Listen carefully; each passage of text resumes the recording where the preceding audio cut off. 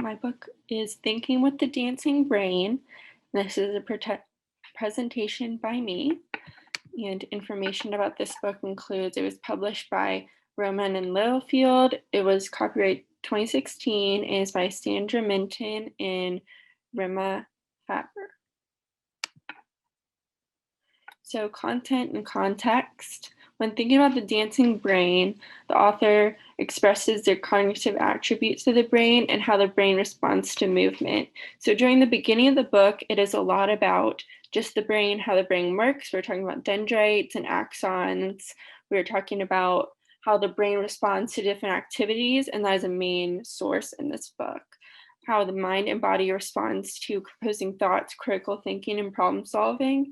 So in the beginning as well, it was really talking about critical thinking and how critical thinking can be sparked by movement using dance and different poses as well as movements.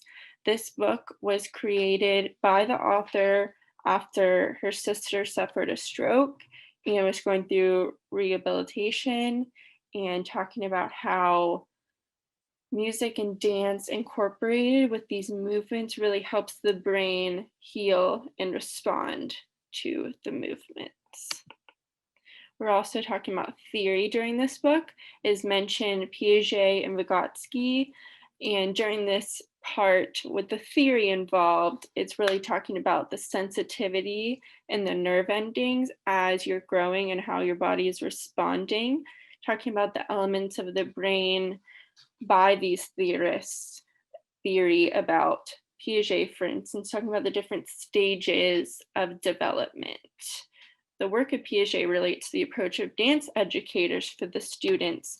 So talking about this in a theory means that we're talking about the approach that these dance educators are taking towards promoting these movements and how the body responds and works, and how the body stimulated by the movement causes stimulation of the brain.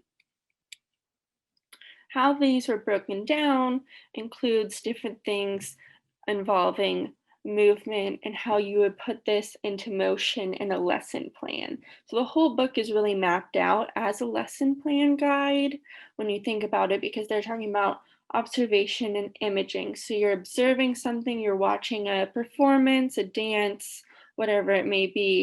The image in your mind is how you're remembering it, how these images are forming in your brain.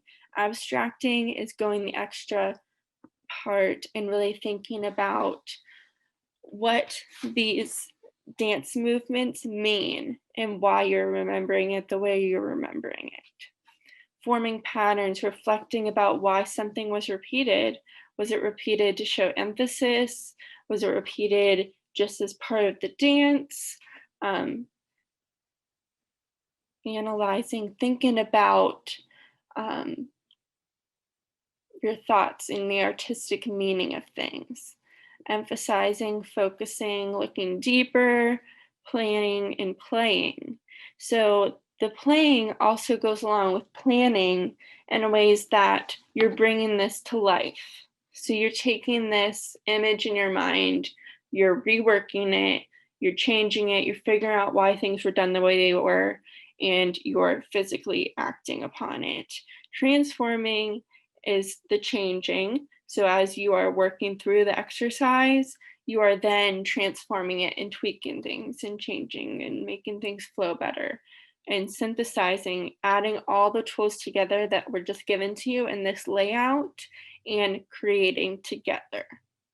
So a big part of this book is really thinking about how the brain's reacting, how we can use this body response to spark more critical thinking, more problem solving through dance.